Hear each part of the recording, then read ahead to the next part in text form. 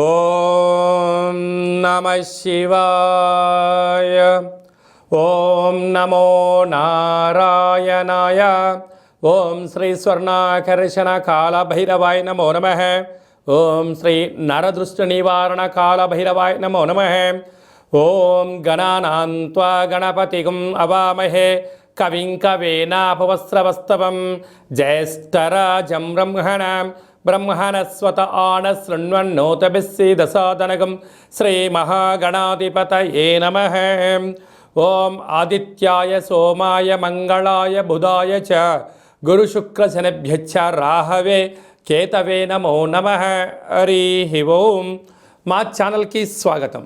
చూస్తున్న వీక్షకులకు ప్రేక్షకులకు ప్రియ కాలభైరవ భగవద్బంధులకి స్వాగతం పలుకుతూ మమ్మల్ని ఎంతగానో ఆదరిస్తూ ఉండబడినటువంటి ప్రియ సోదరి మనులకు అందరికీ, సనాతన ధర్మ సంరక్షకులకు అందరికీ కూడా నూతన తెలుగు ఉగాది పండగ శుభాకాంక్షలు.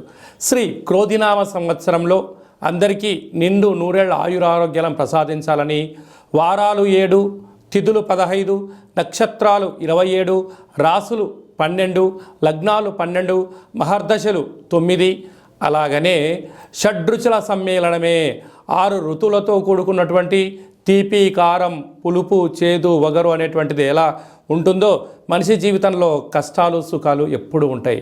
కనుక ఈ 360 రోజులు ఈ క్రోధినామ సంవత్సరంలో 30 సంవత్సరాల తర్వాత శని భగవానుడు తన సొంత గృహంలో ఉండగా వచ్చినటువంటి క్రోధినామ సంవత్సరం కావడం వలన అందరికీ నిండు నూరేళ్ల ఆయురారోగ్యాలని, విద్య, ఉద్యోగ, వ్యాపార, రాజకీయ, సేవారంగ కార్యక్రమంలో అన్నింటా విజయం సాధించాలని కోరుకుంటూ ఈ సంవత్సరంలో అందరికీ తెలుగు ఉగాది పండుగ శుభాకాంక్షలు. ద్వాదశ రాశిలో గ్రహ గమనాన్ని ఒకసారి వీక్షింపచేద్దాం. మేషరాశిలో గురు సంచార స్థితి, కన్యరాశిలో కేతు భగవాను సంచార స్థితి, కుంభరాశిలో శనిచర స్వామివారు స్వక్షేత్ర సంచార స్థితి, మీనరాశిలో రాహు సంచార స్థితితో ద్వాదశ రాశిలో గ్రహ గమనాలు ఈ విధంగా ఉన్నాయి. అలాగనే మనకు 26/4/2024 సంవత్సరంలో అనగా ఈ తెలుగు ఉగాది పండగ తదనంతరమే గురువు మేషరాశిలో నుంచి వృషభ రాశిలోకి నర్మదా నది పుష్కర సందర్భంగా గృహ మార్పు ఉందని చెప్పి గమనించాలి. ఈ క్రోధినామ సంవత్సరానికి అధిపతి రాజు అంగారకుడు.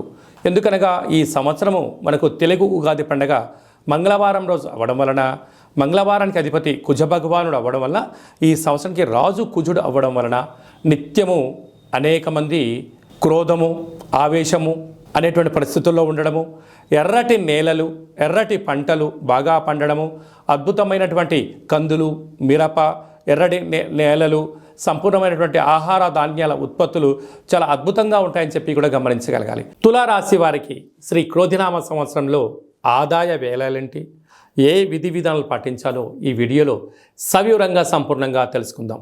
తులారాశిలో ఏ నక్షత్రాలు వస్తాయనగా చిత్తా నక్షత్రంలోని 3వ పాదం, 4వ పాదం, స్వాతి నక్షత్రంలోని 4 పాదాలు, విశాఖ నక్షత్రంలోని 1, 2, 3 పాదములు కలిపితే తులారాశి. తులారాశికి అధిపతి శుక్రుడు. ఈ శుక్ర భగవానుడు ఈ సంవత్సరము సేనాధిపతి, అర్ఘ్యాధిపతి, మేఘాధిపతి అవ్వడం వలన వీరికి సస్యశ్యామలమైన జీవన విధానం, జీవితం పైన ఒక ప్రణాళిక, విజయానికి ఎలా ప్రగతి 10 మెట్లు అన్నట్టుగా వీరు చక్కబెట్టుకోవడంలో అద్భుతమైనటువంటి జీవన శైలి వీరు సొంతం కాబోతుందని చెప్పి గమనించాలి. కాకపోతే వీరి యొక్క ఆదాయం 2, వ్యయం 8. అధికంగా ఖర్చు పెట్టేటువంటి రాశులలో తులారాశి కూడా ఒకటి అని చెప్పి గమనించాలి. అంటే ఆదాయం ₹2 ఉంటే ₹8 ఖర్చు పెట్టబోతున్నారు అంటే ₹6 అదనంగా సంపాదించడానికి సమయాన్ని ఏర్పాటు చేసుకోవాలి. అధికస్య అధిక ఫలితం అన్నట్టుగా కొద్దిపాటి సోమరితనాన్ని పక్కన పెట్టి ప్రణాళికాబద్ధంగా ఒక జాబ్ చేసేవాళ్ళు పార్ట్ టైం జాబ్ ఎత్తులాడుకోగలిగినట్లయితే ఈ ఖర్చుల్ని అధిగమించే ప్రయత్నం చేయగలగాలి.